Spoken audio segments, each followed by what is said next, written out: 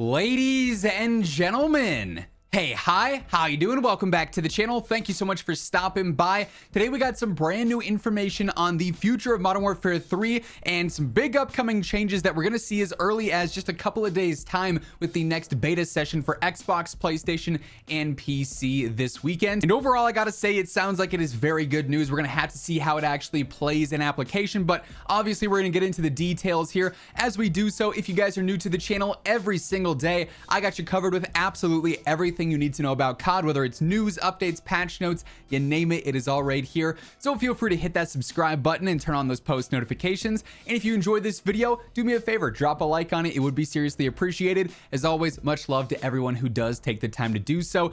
But as mentioned, initially we actually got some word from Call of Duty and Activision in regards to the long-term future of Modern Warfare 3. They ended up posting this yesterday afternoon, actually, saying it's awesome to see the anticipation building for Call of Duty Modern Warfare 3 as we continue to work towards the regulatory approval of the Microsoft deal. We've been getting some questions whether our upcoming and recently launched games will be available via Game Pass. But we do not have any plans to put Modern Warfare 3 or Diablo into Game Pass this year. Once the deal closes, we expect to start working with Xbox to bring our titles to more players around the world, and we anticipate that we would begin adding games into Game Pass sometime in the course of the next year. So this adds in some very important context to the future of Call of Duty and Modern Warfare 3, specifically confirming that MW3 is not going to be available on Game Pass day one or anything like that. However, moving into the next year as we get into COD 2024 and beyond that, it's quite possible that if this deal does in fact close, which it's expected to here pretty soon, I believe, we are going to see Call of Duty titles available on Game Pass. Now, a big thing to note here, obviously, we just had our PlayStation exclusive weekend for the beta.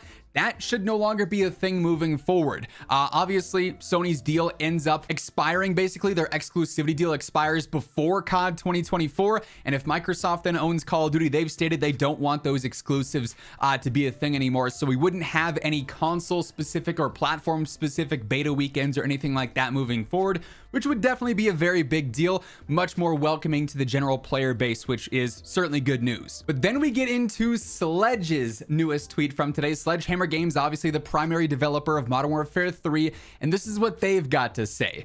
Weekend 1 of the Modern Warfare 3 multiplayer beta has come to an end. We'll be back on Thursday with the highly anticipated return of High Rise, the debut of Cutthroat, and more expected throughout the weekend ahead. Until then, we'd like to take a moment to thank you all for your feedback. Our team is hard at work on further improvements for Weekend 2 and beyond. Later this week, you can expect an update on some of the top concerns we've observed, but not limited to operator visibility, slide timing, and spawn selection. So they end up posting this image as well. Tango Yankee, thank you for playing Beta Weekend 1. Upcoming communications, operator visibility, slide timing, and spawn selection. I would imagine that it's either going to happen tomorrow or potentially Thursday with the new update for the open beta, basically, or the all-platform beta, I should say. We're going to get actual details on what they're changing here, but this right away is a huge W because it seems like collectively a lot of the community's feedback and concern with Modern Warfare 3 thus far has been, in unison, I guess you could say. It's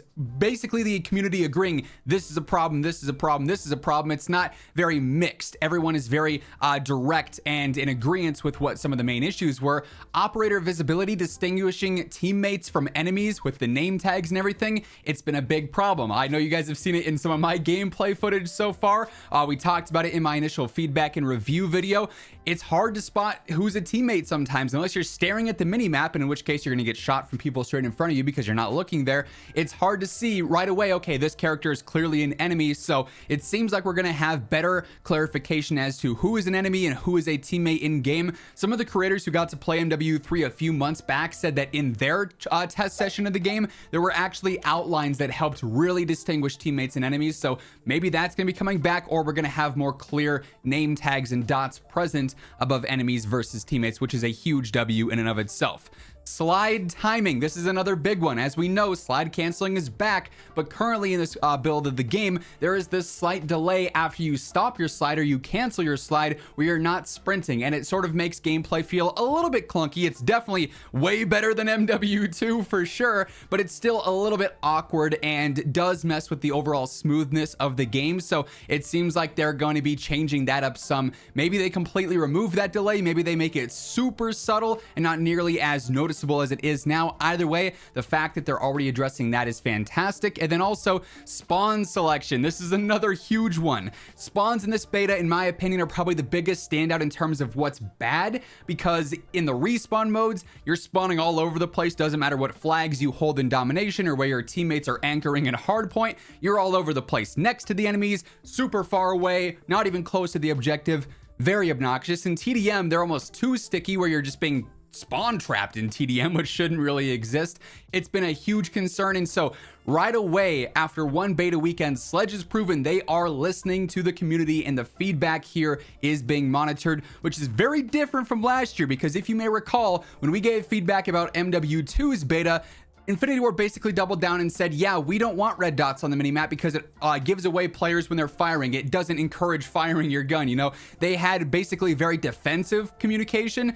This year is right away, okay, we heard your feedback. You don't like the visibility, you don't like the delay, you don't like the spawns. We're going to be adjusting them for weekend 2, and we'll see how you guys like it then, and then move forward. So this is a huge W in my opinion. I absolutely love that Sledge is already on top of this, and hopefully this is a trend that continues into this beta weekend and beyond into launch and postseason as well. I've talked about it in older videos as well, but a lot of the time communication is fantastic for the betas and for the first month of launch, and then it goes away, becomes not nearly as frequent or regularly occurring, I guess you could say.